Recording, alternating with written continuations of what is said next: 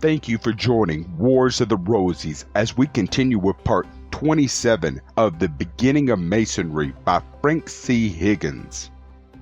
The Lodge Heads. Given as our point of departure, the analogy between Lodge and universe as the theater of a drama of human development, it is not difficult to take the next logical step and show the various characters of the Masonic legend to be the personifications of celestial influences. The oldest archaeological remains of both the Babylonian and the Egyptian show that the chief actors in their mysteries were personifications of the 7 planets visible to the naked eye, which are symbolized by the menorah or 7-branched candlestick, and the 12 animal figures that represented corresponding months of the year. Minerva investing the 2 Hermes, which are Mercury and Hercules, with the symbol of 3x3 from a Greek vase 3,000 years old. It has been said that the ancients never inquired what caused rain or thunder, but that their questions were, who reigns and who thunders? And when they were answered Jove, their curiosity was quite satisfied. Therefore, the inception of all legendary lore belongs to the time when the human was still primitive, but when, nevertheless, vague glimmerings of true science were beginning to knock for admission into his wondering mind. The very hard word anthropomorphism, meaning, according to learned definition, the representation of the deity in the form of man, or with bodily parts.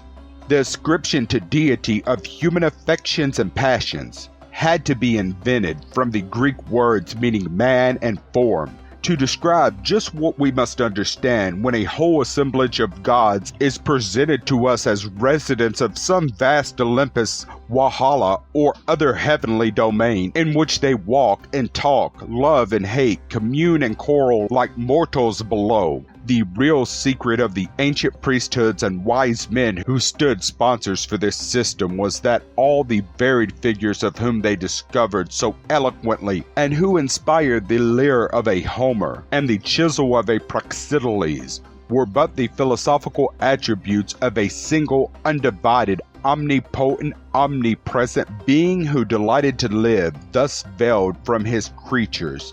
Thus the universe itself, that in which we live and move and have our being, was the true manifestation of deity, and every one of its many discernible parts was one of the emanations or attributes of deity, executing his mandates as though with separate intelligence. In pursuance of this grand and all-embracing concept, the mysteries confronted their candidates successively with all the various figures chosen, impressing them one by one until the final revelation that they but constituted a stupendous unity, a beautiful, perfect, and complete whole. Nothing more suitable or appropriate could have been chosen than the ever-recurring story of the year. From its joyful beginning to its tragic end and miraculous resurrection by the divine hand, every age and race during thousands of years has had its own peculiar version of this great annual cosmic drama,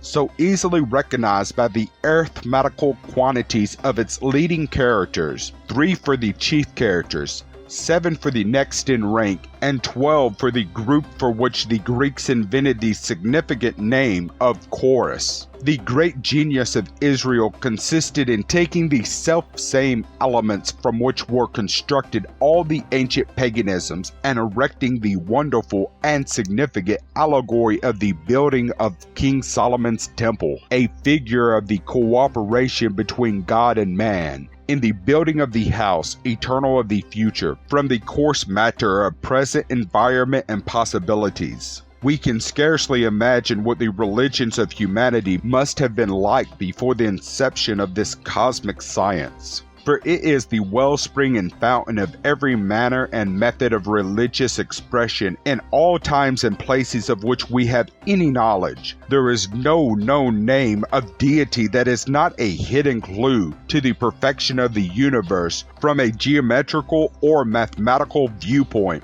while the ministers of God, unveiled, are those great processes of generation and regeneration which are going on everywhere about us. If the Lodge, therefore, represents the universe, it also represents the ancient philosophical concept of the universe as the manifestation of God to the seer, and the officers of the Lodge sit in their several stations, as did the priest in the holy places of old, to exemplify and explain the mysteries of God's working through nature above and below.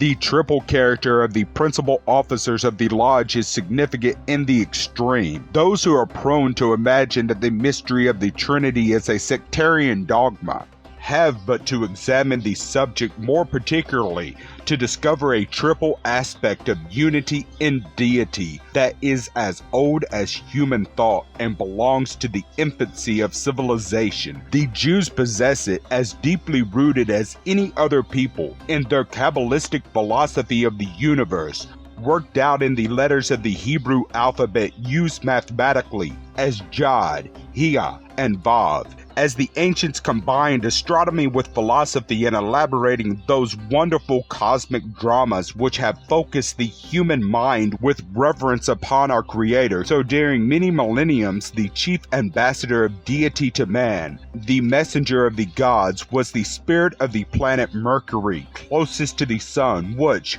was rising above and falling below the latter. Sometimes appears as morning and sometimes as evening star, and often passes through the lion's skin. The fiery corona of his celestial master, King Sol-Am-On. The twin Gemini are the two last named aspects of Mercury, the divine beauty and divine power or strength.